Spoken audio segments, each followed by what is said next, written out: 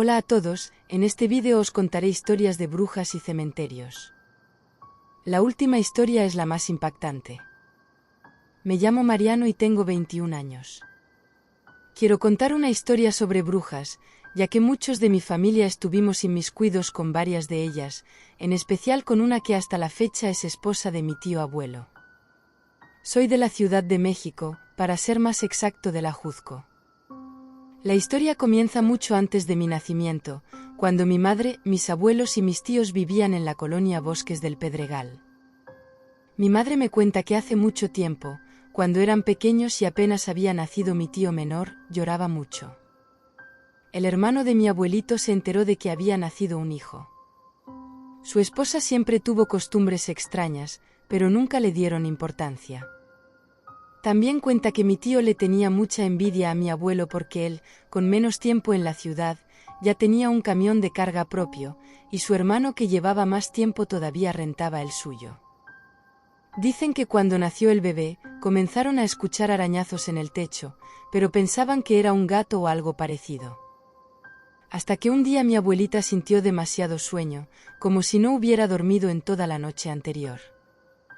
Solo se recostó y sin que pudiera evitarlo, se quedó profundamente dormida. Muy en el fondo de su mente podía escuchar los llantos de mi tío, hermano de mi mamá. Se decía a sí misma que iba a despertar, pero era imposible. Debo aclarar que mi abuelo no se encontraba en la casa porque trabajaba en su camión, y muchas veces pasaba a echar cotorreo y a tomarse unas cervezas. Ese día ya era de madrugada. Mi abuelito llegó algo pasado de copas y comenta que no vio nada raro al principio, pero vio que mi tío recién nacido dormía y sobre él estaba un radio. Esto se le hizo extraño porque mi abuelita era muy responsable y nunca lo dejaría así, pero aunque eso le hizo raro, tampoco le prestó tanta atención. Un rato después, al ver que mi abuelita no despertaba, se acostó junto a ella, pero en su mente algo no lo dejaba tranquilo. Decidió levantarse y quitarle el radio porque según él, cuando despertara mi abuela, iba a echarle la culpa por estar borracho y no quitarle el radio de encima. Se levantó, vio el radio y se lo quitó. Sin embargo, cuando terminó de retirarlo, sintió un arañazo y escuchó un grito que lo alarmó. Tomó al bebé y lo abrazó sin soltarlo hasta el día siguiente. Después de esa noche, mi abuelo llegó más temprano de trabajar, algo que le pareció raro a mi abuelita. Decidió enseñarle el arañazo y le contó lo de la radio que estaba encima del bebé. Mi abuela al principio creyó que solamente estaba excusándose de que alguna mujer le hizo un rasguño, pero lo estuvo negando con mucha firmeza. Insistía que se lo hicieron cuando le quitó el radio al bebé, y luego escuchó aquel grito espantoso al mismo tiempo. Ella terminó por creerle cuando mi abuelo le dijo que intentó despertarla pero que estaba dormida y no respondió. Ese mismo día se acostaron y como era costumbre se escucharon los rasguños, solo que esta vez algo más pesado brincó en las láminas. Al principio se quedaron dormidos, pero en un momento que pudieron recobrar la conciencia, mi abuelo volvió a ver que el radio otra vez estaba encima del bebé. Mi abuelita se lo quitó de inmediato y tal como le pasó al abuelo, ella también fue rasguñada y escuchó el mismo grito. Al día siguiente mi abuelita fue con una amiga y le contó lo que había sucedido. Su amiga le respondió que no era la radio sino una maldita bruja. Su consejo fue que pusieran unas tijeras en forma de cruz en las ventanas, también en la entrada de la puerta y además de unos cuchillos en forma de cruz bajo la almohada, ahí donde dormía el tío. Esa noche afortunadamente ya no vieron más de ese radio, pero sí escucharon los pasos y los rasguños en la azotea. Después de vivir esta situación estuvieron en paz durante bastante tiempo, para ser exacto hasta el año de 1986, cuando mi abuelito consiguió un camión amarillo de carga. Ya estaba algo descuidado por el paso de los años, pero nunca se le rajó y se mantuvo bien mecánicamente. Una tarde junto con su compadre se fueron a un viaje de trabajo. Mi abuelo cuenta que sentía algo raro, como una especie de presentimiento. Con el camión ya cargado, su compadre le ofreció subir a amarrar las dos palas, pero mi abuelo le dijo que no. El compadre estuvo insistiendo y al final mi abuelito terminó accediendo. Al bajarse solamente escucharon los gritos de mi abuelo diciendo que se quitara. El compadre se echó a un lado porque el camión se estaba volteando. Esto fue muy raro ya que el camión no estaba tan cargado, y además todos podrían esperar que el camión quedara con las llantas hacia arriba, pero solamente se quedó acostado del lado de mi abuelo. Su compadre asustado corrió para auxiliar, pero el abuelo no contestaba, parecía que estaba muerto. Entonces el señor se fue rápidamente a avisarle a mi abuela. Al llegar al sitio del accidente le explicaron que iban hacia la Cruz Roja y que solamente se había desmayado por el golpe. Lo que dice mi abuelo es que en su letargo podía escuchar que su compadre le gritaba y regresaba el grito que todavía estaba bien, pero que no podía expresar sonido alguno. Unos días después salió ileso del hospital solamente con un par de golpes. Sin duda era un verdadero milagro. Una señora que supo del accidente le dijo a mi abuelita: «Ay, Tere, para mí que tu esposo trae un trabajo, porque de qué otra forma se pudo voltear el camión de esa manera. Es algo ilógico. Yo te recomiendo que vayas con una conocida mía para que lo revisen». Mi abuelita sin dudarlo fue con mi abuelo a ver a la señora. Al llegar a su casa la mujer le dijo que efectivamente tenía un trabajo de brujería porque querían verlo muerto. La que lo hizo era su cuñada, la bruja, ya que su esposo estaba celoso de mi abuelo. Esto porque el abuelo ya estaba en planes de comprar su segundo camión y él todavía rentaba el suyo. La señora le aconsejó que vendiera el primer camión porque era el que estaba embrujado. Si no se deshacía pronto de él podía sufrir un nuevo accidente, y tal vez esta vez ya no se salvaría. Mi abuelito accedió y vendió el camión en cuanto tuvo la oportunidad. Mucho tiempo después la familia se cambió a la Yaskou, pero era una colonia que apenas comenzaba a poblarse.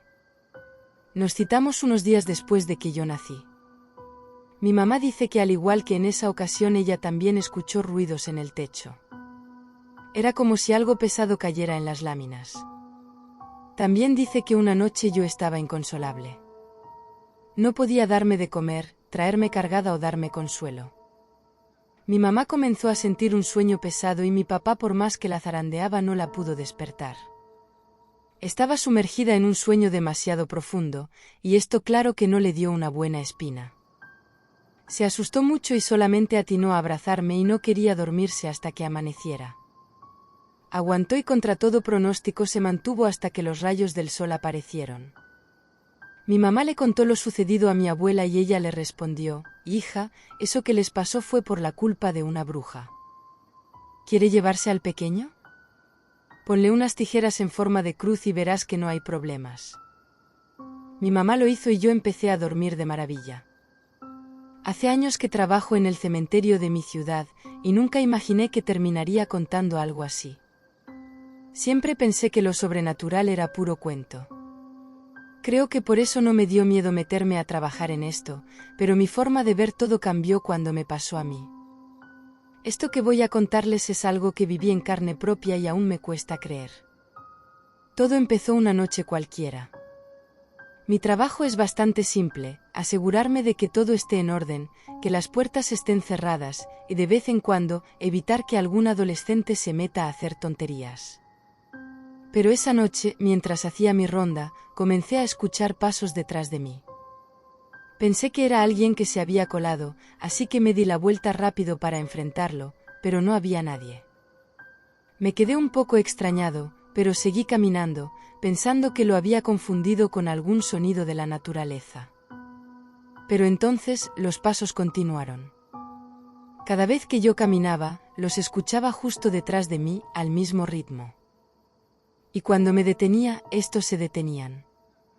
Intenté buscar una explicación lógica. Quizás era el eco de mis propios pasos, aunque en todos mis años trabajando ahí, nunca había escuchado algo así. Me hice el loco por mi bien. Ignoré esos sonidos hasta que volví a la casa del guardián, que es donde me hospedo. Sin embargo, la situación no se detuvo ahí. Durante el mes siguiente, la misma experiencia se repitió unas 3 veces. Cada vez era igual, yo caminando, los pasos siguiéndome y nadie a la vista cuando me giraba. Comencé a sentirme realmente nervioso cada vez que se hacía de noche y tenía que empezar mi ronda. La última vez que ocurrió fue algo diferente. Sentí los pasos mucho más cerca de lo normal. Casi podía sentir la presencia de alguien detrás de mí. Por primera vez, el miedo me invadió de verdad. Sentí como si estuviera en peligro, como si la cosa o persona que me seguía quisiera hacerme daño. En ese momento no pensé nada más que en correr hacia la casa del guardián y cerrar la puerta con llave. Me quedé ahí sentado, sin atreverme a salir, hasta que el sol empezó a asomarse. Después de esa noche, las cosas volvieron a la calma. Las rondas nocturnas las seguía haciendo, pero nunca volví a escuchar los pasos. No sé si lo que pasó fue algo sobrenatural o si había una explicación lógica, pero lo cierto es que hizo que creyera que algo paranormal existe. Hace años que trabajo en el cementerio de mi ciudad, y nunca imaginé que terminaría contando algo así. Siempre pensé que lo sobrenatural era puro cuento. Creo que por eso no me dio miedo meterme a trabajar en esto, pero mi forma de ver todo cambió cuando me pasó a mí. Esto que voy a contarles es algo que viví en carne propia y aún me cuesta creer. Todo empezó una noche cualquiera. Mi trabajo es bastante simple, asegurarme de que todo esté en orden, que las puertas estén cerradas, y de vez en cuando, evitar que algún adolescente se meta a hacer tonterías. Pero esa noche, mientras hacía mi ronda, comencé a escuchar pasos detrás de mí. Pensé que era alguien que se había colado, así que me di la vuelta rápido para enfrentarlo, pero no había nadie. Me quedé un poco extrañado, pero seguí caminando, pensando que lo había confundido con algún sonido de la naturaleza. Pero entonces, los pasos continuaron. Cada vez que yo caminaba, los escuchaba justo detrás de mí, al mismo ritmo. Y cuando me detenía, estos se detenían. Intenté buscar una explicación lógica. Quizás era el eco de mis propios pasos, aunque en todos mis años trabajando ahí, nunca había escuchado algo así.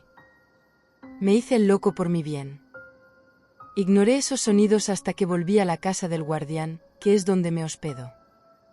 Sin embargo, la situación no se detuvo ahí.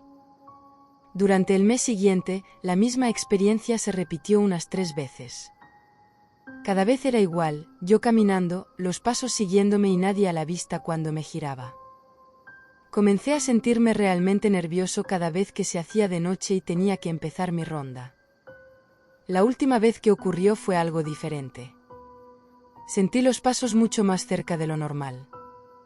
Casi podía sentir la presencia de alguien detrás de mí. Por primera vez, el miedo me invadió de verdad.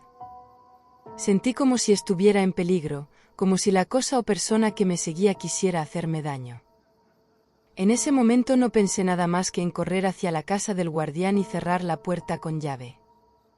Me quedé ahí sentado, sin atreverme a salir, hasta que el sol empezó a asomarse. Después de esa noche, las cosas volvieron a la calma. Las rondas nocturnas las seguía haciendo, pero nunca volví a escuchar los pasos. No sé si lo que pasó fue algo sobrenatural o si había una explicación lógica, pero lo cierto es que hizo que creyera que algo paranormal existe. La noche caía sobre el Centro Médico Santa Clara, envolviendo los pasillos en una oscuridad densa y opresiva cuando la vi. Era Carmen Sánchez, una de las enfermeras más veteranas del lugar, y paradójicamente, la que menos deseaba seguir allí. Lo único que la mantenía era la proximidad del centro médico a su hogar. Ella sostenía a su familia, compuesta por su hijo de 9 años y su madre enferma. Imaginen lo agotador que es cuidar a un enfermo en casa y luego atender a varios más en el trabajo. Se ajustó su uniforme y se preparó para otra noche en la unidad de cuidados intensivos. La manera en que se ató la bata revelaba su pérdida de peso, y las ojeras en su rostro, la falta de sueño. Como cada noche, el silencio dominaba el lugar, solo interrumpido por el zumbido de las luces y el ocasional pitido de algún aparato médico. No era el mejor centro de la ciudad, pero tampoco el peor, al menos pagaban lo suficiente como para no tener que buscar trabajos adicionales. Carmen siempre había preferido el turno nocturno, obligada por su situación familiar, pero también había algo en la calma y el misterio de la noche que la atraía. Decía que eran los únicos momentos en que podía oírse a sí misma. Lo que no mencionaba era que algo más se ocultaba en las sombras del centro médico. Mientras hacía su ronda habitual, Carmen empezó a notar movimientos fugaces en su periferia visual. Al principio lo atribuyó al cansancio, pero pronto quedó claro que algo más ocurría. ¿No sientes como que hay una energía extraña hoy?, preguntó mientras se servía café en la cocina donde nos reuníamos entre rondas. ¿Extraña cómo?, respondí. Cuando caminaba por el pasillo, las luces parpadeaban y sentí como si alguien pasara a mi lado. ¿Ha muerto alguien hoy? No que yo sepa, pero esas luces ya están viejas, es normal que parpadeen. Pero no es normal escuchar susurros cuando parpadean, ¿verdad? Una de las cosas que más me molestaba de ella era su superstición y su fascinación por hablar de la muerte y lo paranormal. Podía estar comiendo y al mismo tiempo describir con detalle una escena de muerte horrible, sin darse cuenta de que podía arruinar la comida de los demás. Estaba tan acostumbrada a lidiar con pacientes enfermos y moribundos que la muerte se había vuelto algo cotidiano para ella. Afirmaba que podía oír las voces de aquellos que morían allí, incluso si nunca había escuchado su voz en vida. Pero esa noche algo le sucedía, ese momento en el pasillo, esos susurros y esa sensación de no estar sola, era algo nuevo, o al menos algo realmente perturbador, ya que se notaba que no era algo que le hubiera pasado antes, o al menos no de esa manera. En una noche particularmente tranquila mientras revisaba las habitaciones, Carmen pasaba inadvertida. Podía darse el lujo de dormir un poco siempre y cuando los pacientes estuvieran tranquilos, pero había noches en las que se la veía mal. Si era una de esas noches, podía sentir todo tipo de cosas extrañas, escalofríos, respiraciones, voces, e incluso la sensación de presencias que la rodeaban, como si alguien la observara desde las sombras. Cuando eso sucedía, Carmen cambiaba, se notaba el miedo y aunque intentaba ocultarlo detrás de una máscara de desinterés y arrogancia, sus acciones la delataban. Esto que les cuento ocurrió una de esas noches. Después de contarnos lo de las luces del pasillo, se fue a buscar a uno de los residentes porque tenía que administrar un medicamento a uno de los pacientes. La vi alejarse nerviosa, con las manos entrelazadas a la altura del pecho, mirando a todos lados. Me quedé sentado observándola caminar cuando otra enfermera del turno me dijo: «Deberías acompañarla, ya sabes cómo se pone cuando se asusta». La última vez, Carmen había estado bajo observación y tuvieron que administrarle calmantes fuertes tras un episodio de nerviosismo extremo. No paraba de gritar y tenía en sus manos un bolígrafo y un tanque de oxígeno, amenazando a cualquiera que se le acercara. Tuvimos que sujetarla entre 3 personas y Ana le inyectó los calmantes, pero incluso así Carmen no dejó de luchar. En 2 ocasiones intentó morderme las manos y logró golpear a uno de los internos en el rostro con su cabeza. Gritaba que el paciente de terapia intensiva se había levantado y la había asfixiado con sus manos frías. Hasta que pudo desconectar el tanque de oxígeno, lo que activó la alarma y atrajo al médico de guardia.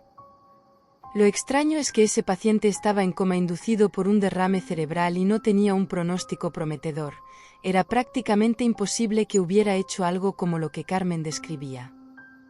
Pero por alguna razón, las cámaras de esa habitación dejaron de funcionar justo en ese momento, cuando ella estaba revisando las recetas de los pacientes, y misteriosamente volvieron a funcionar cuando llegó el médico.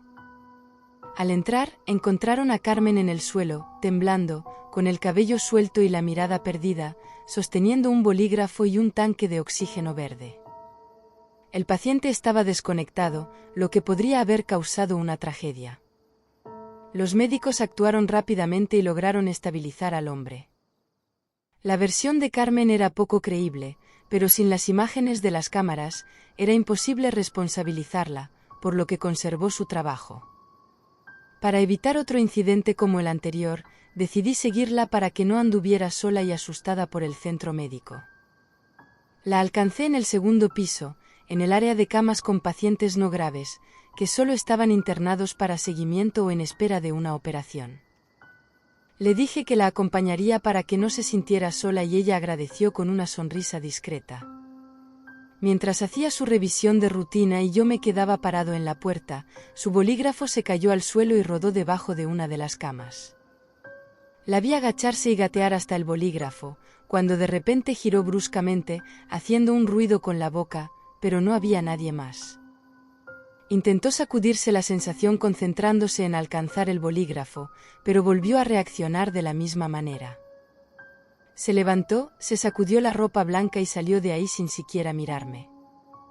Yo hice lo mismo y traté de alcanzarla, pero al salir Carmen ya corría por el pasillo hacia una de las bodegas donde se guardaban los productos de limpieza. Ahí se encerró y solo podía escucharse su llanto y sus gritos pidiendo que la dejaran en paz. Voces susurrantes la llamaban desde las salas vacías, y sombras se retorcían en las paredes como si tuvieran vida propia, mostrándole todo tipo de imágenes de muerte y enfermedad.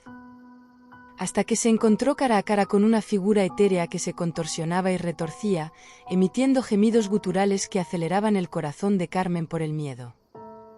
Era un espectro, un espíritu atrapado entre los reinos de la vida y la muerte.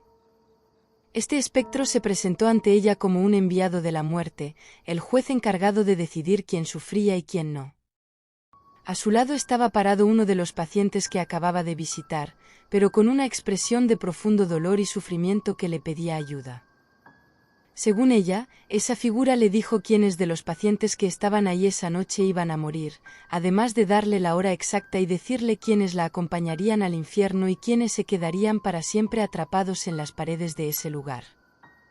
Lo que más la confundió fue escuchar el nombre de su madre, pues ella estaba en su casa y no en el hospital. De inmediato le pedí al jefe de mantenimiento que abriera la puerta. Todos estábamos desesperados por sacarla de ahí antes de que tuviera un arranque de locura. Había químicos y productos de limpieza que, mal usados, podían causar graves daños a la salud. Cuando abrimos la puerta, encontramos a Carmen cubriéndose el rostro con las manos, sentada en el suelo y rezando la misma oración una y otra vez. Las enfermeras la levantaron y la llevaron a una sala de espera vacía para que tomara aire. En ese momento, desde el área de urgencias pidieron que Carmen Sánchez se presentara inmediatamente. Su madre acababa de llegar en una ambulancia y estaba mal. Carmen solo pudo ver a su madre antes de que la trasladaran al área de terapia intensiva, donde hicieron todo lo posible por mantenerla con vida. Pero no pudieron hacer más y en menos de una hora, la madre de Carmen falleció, justo a la hora que la entidad le había dicho que pasaría. Todos coincidimos en que en ese momento Carmen dejó de ser ella, quedó en silencio por un largo tiempo. Mientras tanto, el personal del hospital se encargaba de los trámites con su madre. Cuando por fin reaccionó, solo pidió una hoja de papel y un bolígrafo, anotó 3 horas diferentes y 3 nombres. Llamó a la hermana de su exesposo y pidió ver a su madre por última vez. El director del hospital trató de hablar con Carmen, pero fue inútil. Carmen no volvió a decir palabra alguna. Con la mirada perdida, parecía estar en otro mundo, sin control de sus manos o piernas, reaccionando solo por reflejo. Quedó en un estado catatónico en cuestión de horas. Esa madrugada, a las 3 horas exactas que Carmen escribió en el papel, murieron 3 pacientes que mencionó. El último fue el mismo hombre que ella vio atormentándose dentro de la bodega. El médico que lo vigilaba grabó el momento en que el hombre despertó, gritó desesperado, vomitó sangre coagulada y murió por la pérdida. Todo sucedió como la entidad le había dicho. Carmen pasó 6 meses en una institución mental, pagada por el hospital como parte de su indemnización. Cuando dejaron de pagar, la entregaron a sus familiares. Fue su cuñada quien se hizo cargo de ella y de su hijo. Con el tiempo, Carmen pudo volver a caminar y moverse normalmente, pero su mente seguía atrapada. A veces escapaba de su casa y corría al hospital, intentando entrar por la fuerza. No hacía daño al personal, pero señalaba hacia adentro, apretándose el cuello, como indicando que algo dentro del hospital estaba matando a los pacientes, refiriéndose al espectro con el que había tenido aquel encuentro. Cada cierto tiempo, llegaba con un papel con nombres y horas escritos. Nadie aceptaba el papel porque todos sabían lo que significaba. Lo que nadie sabía era cómo sabía los nombres de los pacientes. Me fui del centro 4 años después del colapso de Carmen, y durante esos años, enfermeras y enfermeros desfilaron por el turno nocturno, ninguno durando más de 3 meses. Decían que los susurros y las sombras amorfas los volvían locos, causándoles ansiedad. No sabemos qué tiene a Carmen atrapada en un plano existencial tan horrible, pero estamos seguros de que esos mensajes que lleva son para que el personal del hospital evite que esos pacientes sufran más cuando la entidad demoníaca venga por ellos. Un joven matrimonio se mudó a una casa cerca de un río, donde esperaban vivir felices y tranquilos. Sin embargo, pronto empezaron a escuchar por las noches unos lamentos que venían del agua, como si alguien estuviera sufriendo. Al principio, pensaron que se trataba de algún animal herido, pero luego se dieron cuenta de que era una voz humana, una voz de mujer que decía: «¡Ay, mis hijos, ¿dónde están mis hijos?». El esposo, intrigado y valiente, decidió salir una noche a investigar el origen de esos llantos. Le dijo a su esposa que no se preocupara, que él volvería pronto. Tomó una linterna y se dirigió al río, siguiendo el sonido de la voz. Al llegar a la orilla, vio una figura blanca que flotaba sobre el agua, con el cabello largo y negro cubriéndole el rostro. Era la Llorona y al verlo, le dijo con voz melancólica: «¿Eres tú, mi hijo?». El hombre, asustado, retrocedió y trató de huir, pero la Llorona lo siguió con rapidez, extendiendo sus brazos hacia él. El hombre gritó pidiendo ayuda, pero nadie lo escuchó. La Llorona lo alcanzó y lo abrazó con fuerza, ahogándolo en el río. Luego, soltó su cuerpo y siguió llorando, buscando a sus hijos perdidos. La esposa, al ver que su marido no regresaba, salió a buscarlo, pero solo encontró su linterna tirada en el suelo. Llamó a la policía y les contó lo que había pasado, pero nadie le creyó. Pensaron que su marido la había abandonado o que había tenido un accidente. La mujer, desconsolada, se quedó sola en la casa, esperando el regreso de su amado. Pero una noche, mientras dormía, escuchó unos golpes en la puerta. Se levantó y fue a abrir, pensando que era su marido. Pero al abrir la puerta, se encontró con la Llorona, que la miró con ojos de locura y le dijo: «Tú me quitaste a mi hijo, ahora yo te quito al tuyo». La mujer, aterrada, trató de cerrar la puerta, pero la Llorona la empujó y entró a la casa. La mujer corrió a la habitación de su hijo, que dormía en su cuna, y trató de protegerlo, pero la Llorona la apartó y tomó al niño en sus brazos. La mujer gritó y luchó, pero la Llorona era más fuerte. La Llorona se llevó al niño y salió de la casa, dirigiéndose al río. La mujer la siguió, pero no pudo alcanzarla. La Llorona se metió al agua con el niño y desapareció, dejando solo un eco de su llanto. La mujer, desesperada, se tiró al río, esperando morir y reunirse con su familia. Pero el río la rechazó y la devolvió a la orilla, donde quedó tendida, llorando y gritando: «¡Ay, mi hijo, ¿dónde está mi hijo?». Desde entonces, se dice que en esa casa se escuchan dos voces que lloran por las noches, la de la Llorona y la de la mujer, que se convirtió en otra Llorona más. En los canales de Xochimilco, al sur de la Ciudad de México, hay una pequeña isla que está cubierta de muñecas colgadas de los árboles. Algunas están enteras, otras rotas, otras decapitadas, otras quemadas. Todas tienen una mirada inquietante y una historia macabra. La isla pertenecía a un hombre llamado don Julián Santana Barrera, que vivía ahí desde 1950, alejado de la civilización. Según él, un día encontró el cuerpo de una niña ahogada en el canal, junto a una muñeca.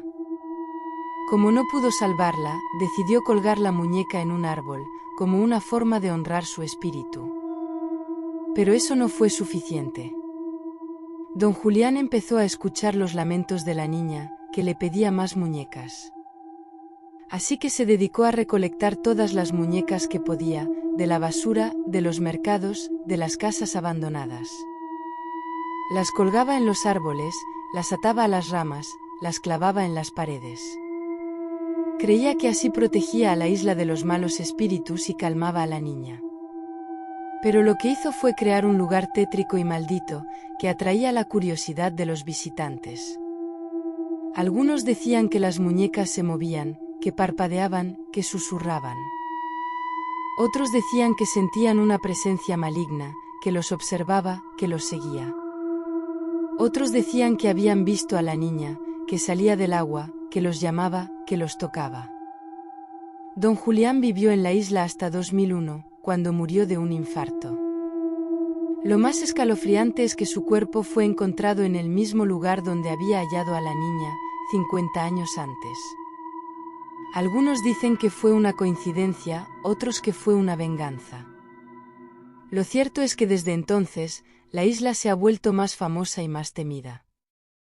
Muchos turistas se atreven a visitarla, pero pocos se quedan mucho tiempo. Las muñecas siguen ahí, colgando, mirando, esperando. La historia que les vamos a contar a continuación tuvo lugar no hace mucho tiempo atrás en una universidad y podría ser una de las leyendas de terror largas y reales más impactantes. Ocurre que para ese momento era el inicio del año escolar y los estudiantes de nuevo ingreso se estaban acomodando cada uno en los dormitorios. Una de las alumnas era Lucía, quien llegó temprano con la intención de tener todas sus cosas organizadas antes de que comenzara el ajetreo de las clases. Esta estudiante tomó la cama ubicada al fondo del dormitorio dado a que estaba muy cerca de la ventana y si había algo que a ella le encantará era sentarse a la luz de la luna a escribir sus encantadores poemas en sus ratos libres. Después de transcurridas aproximadamente 4 horas fue que llegó otra estudiante al lugar. Se trataba de Clara, quien obviamente se convertiría en su compañera de habitación. Buenas tardes, mi nombre es Lucía, ¿tú debes ser Clara? Hola, ¿qué tal? Esas fueron las únicas palabras que se dijeron ambas al menos durante la primera semana de encuentro. Los demás estudiantes notaron desde el primer momento que estas dos chicas eran como el día y la noche, es decir, no tenían nada en común y no compartían muchos gustos. No obstante, fueron transcurriendo los meses y una bonita amistad empezó a formarse entre ellas. La amistad se profundizó dado que a Clara se le dificulta demasiado la asignatura de biología. Un día, mientras estaban en una de las clases, el profesor les recordó que a la semana siguiente tendrían que presentar su examen bimestral. Se me olvidó por completo que la prueba es el próximo jueves, dijo Clara. Su amiga le contestó, pero si las fechas de exámenes se pegaron en el periódico Mural hace más de una semana. Ay amiga, ¿tú por qué te detienes a leer cualquier cosa? Yo en cambio quiero asistir al baile de disfraces. Respondió Clara. ¿Cuál? ¿Acaso hablas del rodeo que va a organizar la escuela? Sí, ahí va a estar Marcos y presiento que es mi oportunidad de hacerme su novia, pues acaba de romper con Karen. Te aconsejo que no vayas y mejor te quedes estudiando conmigo. Si no pasas ese examen, tendrás que repetir el curso y estoy segura de que tus papás no les va a gustar para nada esa idea. Clara dijo a ellos: ya les pediré perdón, pero no voy a desperdiciar la oportunidad de estar con el hombre de mi vida. Como quieras, yo solo digo que debes de comenzar a elegir mejor tus prioridades, le dijo su amiga. Clara le contestó: está bien, me quedaré a estudiar contigo. Ese día en que se llevaría a cabo el evento, en los pasillos de la universidad se podía ver a los estudiantes disfrazados con trajes de vaqueros y se disponían a acudir al auditorio para comenzar la celebración. Sin embargo, Lucía cerró la puerta de su habitación, prendió la luz y tomó un gran número de libros y empezó a estudiar. Por su parte, Clara solo se limitaba a hojear su libreta de apuntes. Se la deben estar pasando genial. Escuché que a las 10 de la noche iban a comenzar a contar leyendas de terror con las luces completamente apagadas. Y con lo que a mí me fascinan las historias de espantos y de fantasmas. Dijo Clara. Puedes ir a la fiesta siempre y cuando te aprendas los fenotipos que van a venir en el examen. Eso me lo hubieras dicho desde antes. Ahorita mismo me pongo a memorizarlos.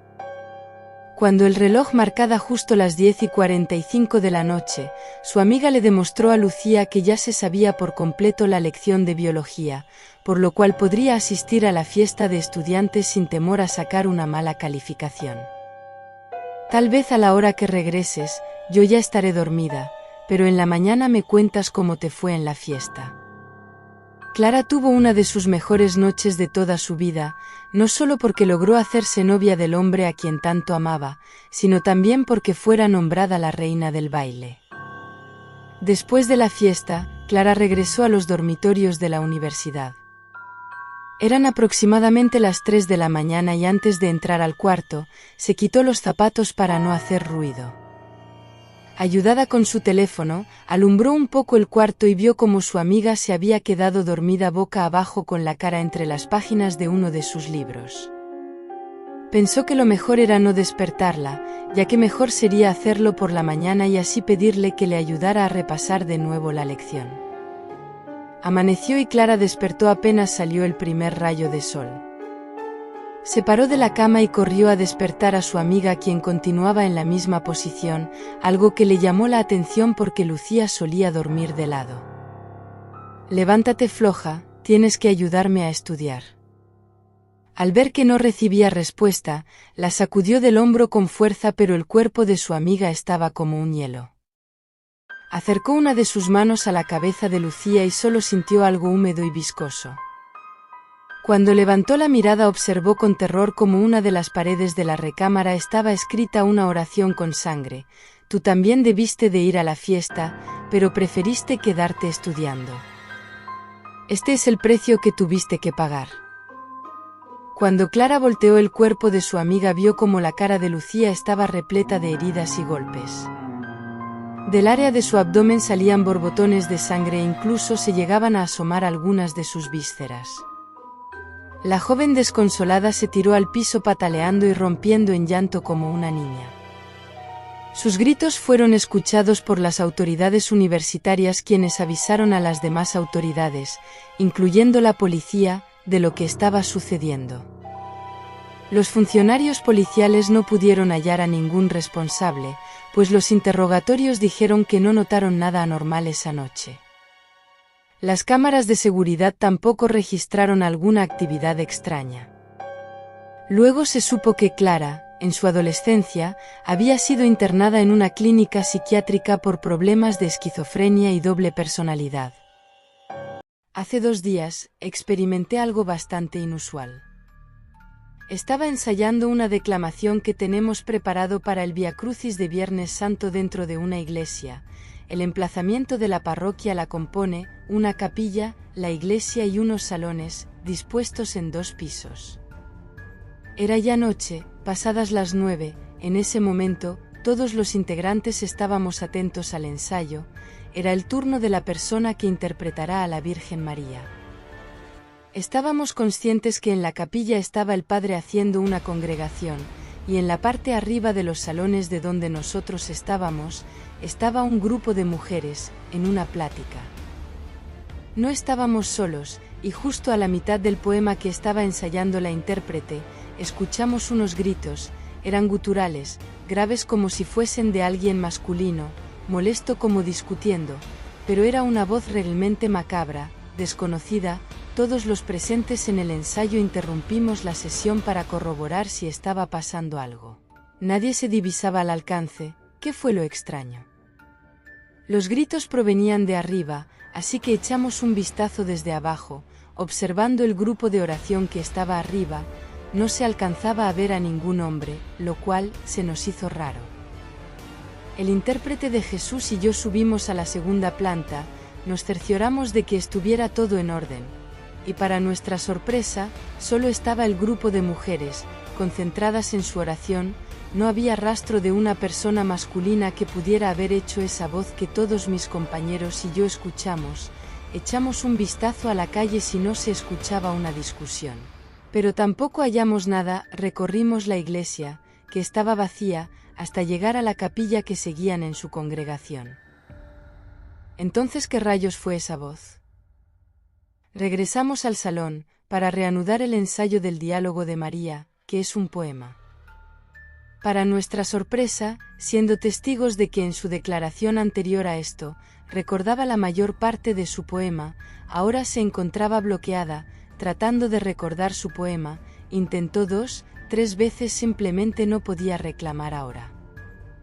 Hasta que decidió parar, todos los presentes estábamos desconcertados. Inexplicablemente se le había olvidado lo que dijo. ¿Habrá sido producto del susto el motivo de su concentración? Para darle vuelta a la página de lo ocurrido, decidimos retomar, y de pronto, fue mi turno de ensayar. Yo que ya tengo mi poema estudiado también ahora me trababa, se me olvidaba, minutos de diferencia de haberlo interpretado. Entonces en ese momento decidimos parar dando por terminado el fin del ensayo. Salimos desconcertados de ese salón, pensando en esa voz. Varios de mis compañeros se notaban tensos, asustados, y todos con una interrogante en común: ¿qué rayos fue esa voz? Tuvo algún efecto en nosotros, eso sin duda, pero ¿fue esa voz o algo escondido a través de ella? Estamos todos en una especie de teatro oscuro, bajo tierra, quizá, la atmósfera es densa, quizá por el número de asistentes, todos curiosos en sus lugares. Yo observo desde mi lugar, mientras el presentador sube al escenario con una pelota de esponja rosa. El público lo mira y él, sin mucha introducción, comienza a jugar con la pelota, malabares. Luego de un minuto, ofrece a alguien del público subir al escenario a jugar con ella. Un hombre se para, y sin decir palabra, sube a jugar con ella. La pelota termina entre el público, por accidente, pero al momento de tocar el suelo, se convierte en dos pelotas iguales. El público está sorprendido, incluida yo, que pienso que es un truco, pero alguien del público levanta una y la lanza de vuelta al escenario, pero al hacerlo, esta pelota vuelve a multiplicarse. El público está sorprendido. ¿Qué clase de truco es ese?, se preguntan, algunos impactados y otros asustados. Pero se escucha el barullo de sorpresa, ya que esta vez todos vieron cómo la pelota se multiplicó al tocar el suelo, como si fuera magia. Un hombre toma una pelota con cuidado, examinándola, mirándola con detenimiento en busca del truco oculto, pero no parece encontrar nada, porque decide botarla, y la pelota al tocar el suelo se convierte en dos. Algunos entre el público observan esto sin poder creerlo, y viendo que el hombre sigue vivo, toman una de las ya varias pelotas en el suelo, y comienzan a botarlas, como hipnotizados por este truco. Pasan de la sorpresa a estar en una especie de trance, ya que de pronto las pelotas no solo se multiplican, sino que ahora parecen ser más grandes que las originales, como si con cada golpe contra el piso, éstas crecieran más. En mi mente nos imagino ahogándonos en ellas, pero luego de unos segundos logro levantarme, saliendo de mi propio trance, y corro hacia la salida. Me doy cuenta de que alguien más me sigue, probablemente pensó lo mismo que yo, pero al momento de salir de la habitación, siento unas manos que me jalan hacia adentro. Grito aterrorizada, y sigo intentando correr, pero esas manos me jalan tan fuerte los hombros, piernas y torso, que no hay nada que pueda hacer y pronto estoy en el piso. Ya no pienso en la otra persona, sino en mí misma, y en el sonido de fondo de las pelotas multiplicándose incesantemente mientras intento zafarme de esas manos. Al girarme, noto que son color rosa, el mismo tono que las pelotas. Un joven matrimonio se mudó a una casa cerca de un río, donde esperaban vivir felices y tranquilos. Sin embargo, pronto empezaron a escuchar por las noches unos lamentos que venían del agua, como si alguien estuviera sufriendo. Al principio, pensaron que se trataba de algún animal herido, pero luego se dieron cuenta de que era una voz humana, una voz de mujer que decía: «¡Ay, mis hijos, ¿dónde están mis hijos?». El esposo, intrigado y valiente, decidió salir una noche a investigar el origen de esos llantos. Le dijo a su esposa que no se preocupara, que él volvería pronto. Tomó una linterna y se dirigió al río, siguiendo el sonido de la voz. Al llegar a la orilla, vio una figura blanca que flotaba sobre el agua, con el cabello largo y negro cubriéndole el rostro. Era la Llorona y al verlo, le dijo con voz melancólica: «¿Eres tú, mi hijo?». El hombre, asustado, retrocedió y trató de huir, pero la Llorona lo siguió con rapidez, extendiendo sus brazos hacia él. El hombre gritó pidiendo ayuda, pero nadie lo escuchó. La Llorona lo alcanzó y lo abrazó con fuerza, ahogándolo en el río. Luego, soltó su cuerpo y siguió llorando, buscando a sus hijos perdidos. La esposa, al ver que su marido no regresaba, salió a buscarlo, pero solo encontró su linterna tirada en el suelo. Llamó a la policía y les contó lo que había pasado, pero nadie le creyó.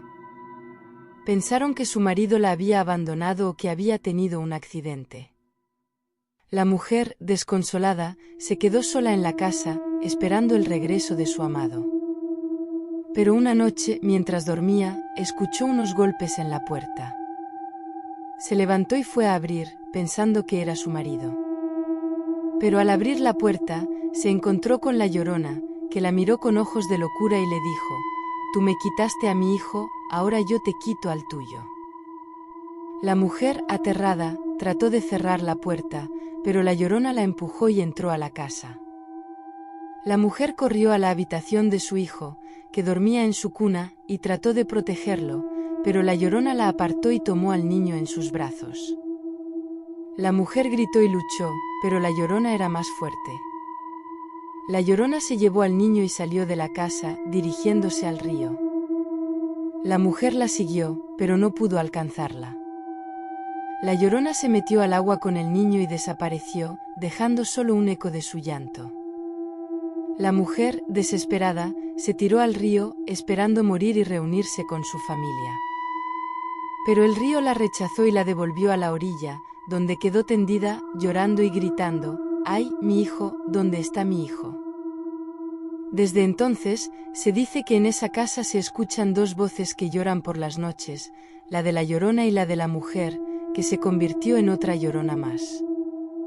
En los canales de Xochimilco, al sur de la Ciudad de México, hay una pequeña isla que está cubierta de muñecas colgadas de los árboles.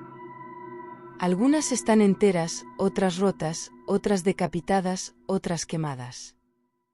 Todas tienen una mirada inquietante y una historia macabra. La isla pertenecía a un hombre llamado don Julián Santana Barrera, que vivía ahí desde 1950, alejado de la civilización. Según él, un día encontró el cuerpo de una niña ahogada en el canal, junto a una muñeca. Como no pudo salvarla, decidió colgar la muñeca en un árbol, como una forma de honrar su espíritu. Pero eso no fue suficiente. Don Julián empezó a escuchar los lamentos de la niña, que le pedía más muñecas.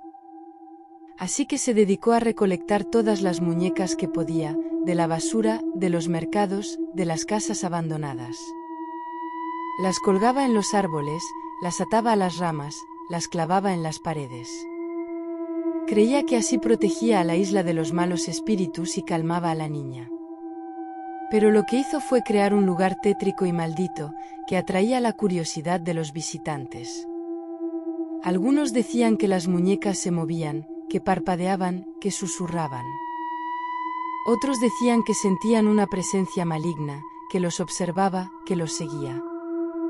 Otros decían que habían visto a la niña, que salía del agua, que los llamaba, que los tocaba.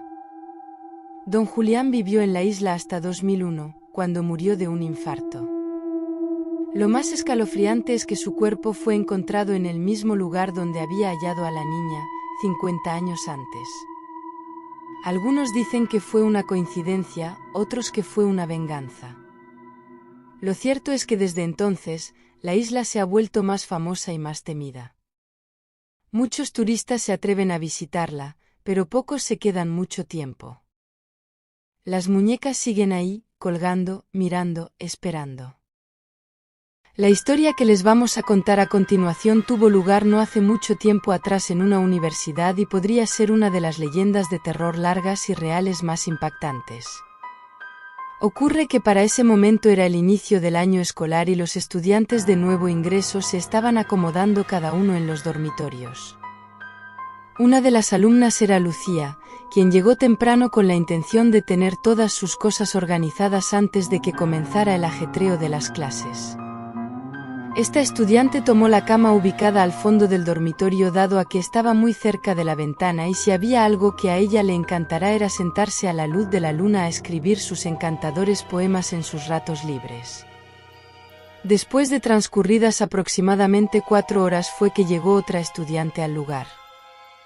Se trataba de Clara, quien obviamente se convertiría en su compañera de habitación. Buenas tardes, mi nombre es Lucía, ¿tú debes ser Clara? Hola, ¿qué tal? Esas fueron las únicas palabras que se dijeron ambas al menos durante la primera semana de encuentro. Los demás estudiantes notaron desde el primer momento que estas dos chicas eran como el día y la noche, es decir, no tenían nada en común y no compartían muchos gustos. No obstante, fueron transcurriendo los meses y una bonita amistad empezó a formarse entre ellas. La amistad se profundizó dado que a Clara se le dificulta demasiado la asignatura de biología. Un día, mientras estaban en una de las clases, el profesor les recordó que a la semana siguiente tendrían que presentar su examen bimestral. Se me olvidó por completo que la prueba es el próximo jueves, dijo Clara. Su amiga le contestó, pero si las fechas de exámenes se pegaron en el periódico Mural hace más de una semana. Ay amiga, tú por qué te detienes a leer cualquier cosa, yo en cambio quiero asistir al baile de disfraces. Respondió Clara. ¿Cuál? ¿Acaso hablas del rodeo que va a organizar la escuela? Sí, ahí va a estar Marcos y presiento que es mi oportunidad de hacerme su novia, pues acaba de romper con Karen. Te aconsejo que no vayas y mejor te quedes estudiando conmigo. Si no pasas ese examen, tendrás que repetir el curso y estoy segura de que tus papás no les va a gustar para nada esa idea. Clara dijo a ellos: ya les pediré perdón, pero no voy a desperdiciar la oportunidad de estar con el hombre de mi vida. Como quieras, yo solo digo que debes de comenzar a elegir mejor tus prioridades, le dijo su amiga. Clara le contestó: está bien, me quedaré a estudiar contigo. Ese día en que se llevaría a cabo el evento, en los pasillos de la universidad se podía ver a los estudiantes disfrazados con trajes de vaqueros y se disponían a acudir al auditorio para comenzar la celebración. Sin embargo, Lucía cerró la puerta de su habitación, prendió la luz y tomó un gran número de libros y empezó a estudiar. Por su parte, Clara solo se limitaba a hojear su libreta de apuntes. Se la deben estar pasando genial. Escuché que a las 10 de la noche iban a comenzar a contar leyendas de terror con las luces completamente apagadas. Y con lo que a mí me fascinan las historias de espantos y de fantasmas, dijo Clara. Puedes ir a la fiesta siempre y cuando te aprendas los fenotipos que van a venir en el examen. Eso me lo hubieras dicho desde antes. Ahorita mismo me pongo a memorizarlos. Cuando el reloj marcaba justo las 10:45 de la noche, su amiga le demostró a Lucía que ya se sabía por completo la lección de biología, por lo cual podría asistir a la fiesta de estudiantes sin temor a sacar una mala calificación. Tal vez a la hora que regreses, yo ya estaré dormida, pero en la mañana me cuentas cómo te fue en la fiesta. Clara tuvo una de sus mejores noches de toda su vida, no solo porque logró hacerse novia del hombre a quien tanto amaba, sino también porque fuera nombrada la reina del baile. Después de la fiesta, Clara regresó a los dormitorios de la universidad. Eran aproximadamente las 3 de la mañana y antes de entrar al cuarto, se quitó los zapatos para no hacer ruido. Ayudada con su teléfono, alumbró un poco el cuarto y vio cómo su amiga se había quedado dormida boca abajo con la cara entre las páginas de uno de sus libros. Pensó que lo mejor era no despertarla, ya que mejor sería hacerlo por la mañana y así pedirle que le ayudara a repasar de nuevo la lección. Amaneció y Clara despertó apenas salió el primer rayo de sol. Se paró de la cama y corrió a despertar a su amiga, quien continuaba en la misma posición, algo que le llamó la atención porque Lucía solía dormir de lado. Levántate floja, tienes que ayudarme a estudiar. Al ver que no recibía respuesta, la sacudió del hombro con fuerza, pero el cuerpo de su amiga estaba como un hielo. Acercó una de sus manos a la cabeza de Lucía y solo sintió algo húmedo y viscoso. Cuando levantó la mirada observó con terror cómo una de las paredes de la recámara estaba escrita una oración con sangre: tú también debiste de ir a la fiesta, pero preferiste quedarte estudiando. Este es el precio que tuviste que pagar. Cuando Clara volteó el cuerpo de su amiga, vio como la cara de Lucía estaba repleta de heridas y golpes. Del área de su abdomen salían borbotones de sangre e incluso se llegaban a asomar algunas de sus vísceras.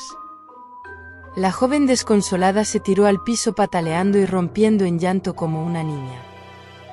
Sus gritos fueron escuchados por las autoridades universitarias, quienes avisaron a las demás autoridades, incluyendo la policía, de lo que estaba sucediendo. Los funcionarios policiales no pudieron hallar a ningún responsable, pues los interrogatorios dijeron que no notaron nada anormal esa noche.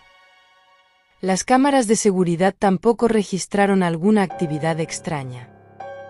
Luego se supo que Clara, en su adolescencia, había sido internada en una clínica psiquiátrica por problemas de esquizofrenia y doble personalidad. La historia de Lupita, la niña de las calcetitas rojas, que fue asesinada por sus propios padres y abandonada en una carretera de México. Una historia que causó indignación y dolor en todo el país, y que gracias al trabajo de una activista y una periodista pudo ser resuelta y hacerse justicia. Pero antes, os recuerdo que si os gusta este tipo de contenido, no olvidéis darle a like, suscribiros al canal y activar la campanita para no perderos ningún video. El caso de la niña de las calcetitas rojas. El 25 de febrero de 2017, unos trabajadores que limpiaban una carretera en el municipio de Nezahualcóyotl, en el Estado de México, hicieron un macabro hallazgo. Entre la basura, encontraron el cuerpo sin vida de una niña de unos 4 años, envuelta en una cobija. La niña estaba desnuda, excepto por unas calcetitas rojas que llevaba puestas. Tenía signos de violencia, desnutrición y abuso sexual. Su rostro estaba desfigurado por los golpes y el sol. Los trabajadores dieron aviso a las autoridades, que iniciaron una investigación para esclarecer el caso. Sin embargo, pronto se dieron cuenta de que no había ninguna pista que les ayudara a identificar a la niña o a sus posibles agresores. La niña no tenía ninguna huella dactilar registrada, ni ningún documento que la acreditara. Tampoco había ninguna denuncia de desaparición que coincidiera con sus características.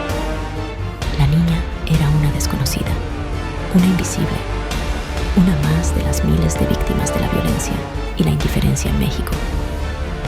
La niña fue bautizada por los medios de comunicación como la niña de las calcetitas rojas, por ser la única prenda que llevaba puesta.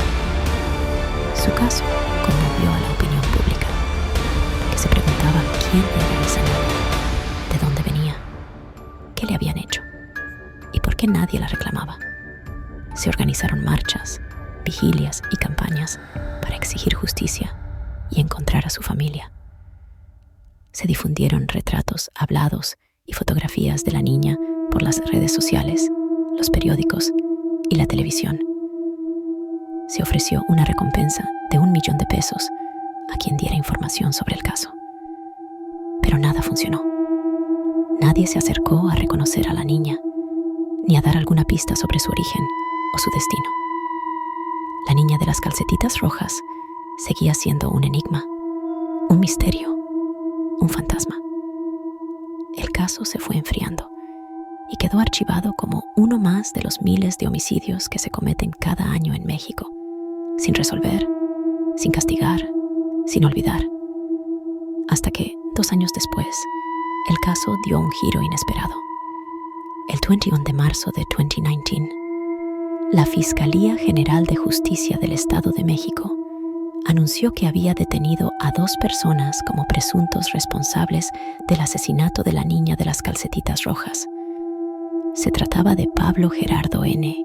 y María del Carmen N., una pareja que vivía en el mismo municipio donde se encontró el cuerpo de la niña.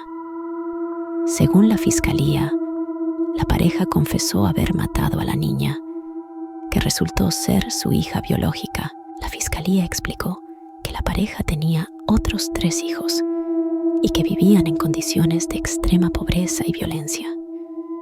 La niña de las calcetitas rojas era la menor de los 4 y era la que más sufría los maltratos y los abusos de sus padres. La pareja la golpeaba, la quemaba, la mordía, la violaba y la dejaba sin comer. La niña nunca fue inscrita en el registro civil, ni fue llevada al médico, ni fue escolarizada. La niña no existía para el Estado, ni para la sociedad, ni para sus propios padres. La fiscalía dijo que la pareja mató a la niña el 18 de febrero de 2017, tras propinarle una brutal golpiza que le causó la muerte. Luego, la envolvieron en una cobija y la tiraron en la carretera, como si fuera basura. La pareja dijo que lo hicieron porque la niña era muy rebelde y no les hacía caso. La pareja fue acusada de feminicidio y se enfrenta a una pena de hasta 70 años de prisión. La fiscalía también dijo que había localizado a los otros 3 hijos de la pareja, que fueron rescatados y puestos bajo la custodia del DIF. Los niños presentaban signos de maltrato físico y psicológico y fueron sometidos a un tratamiento médico y psicológico. Los niños dijeron que extrañaban a su hermanita y que la querían mucho. Los niños revelaron que el nombre de la niña de las calcetitas rojas era Lupita. Lupita.